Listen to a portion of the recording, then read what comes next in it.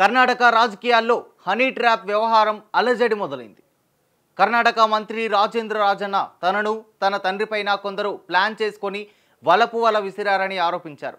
గత 6 నెలలుగా తమని లక్ష్యంగా చేసుకున్నారని తెలిపారు.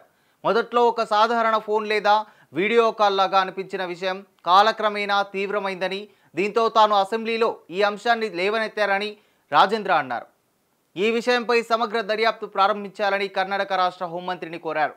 మంత్రులు సహా అనేక మంది నేతల మీద వలపు వల విసిరారని, అందులో కొందరు చిక్కుకున్నారని కర్ణాటక ప్రభుత్వమే అసెంబ్లీలో ప్రకటించింది. ఈ వ్యవహారంలో తనకు తెలిసే 48 మంది చిక్కుకొని ఉన్నారని రాజేంద్ర అసెంబ్లీలో వెల్లడించారు. దీనిపై విచారణ జరిపించాలని అధికార విపక్ష పార్టీ సభ్యులు డిమాండ్ చేసిన నేపథ్యంలో అందుకు సిద్ధంగా ఉన్నట్లు కర్ణాటక ప్రభుత్వం తెలిపింది. హనీ ట్రాప్ ఆరోపణలపై కర్ణాటక హోంశాఖ మంత్రి జి పరమేశ్వర సభలో స్పందిస్తూ ఉన్నత స్థాయి దర్యాప్తు జరిపిస్తామని హామీ ఇచ్చారు. ఇదే వ్యవహారంపై డిప్యూటీ సీఎం డీకే శివకుమార్ స్పందించారు. ఎవరినైనా అరెస్టు చేశారో లేదోనన్న విషయం తనకు తెలియదన్నారు.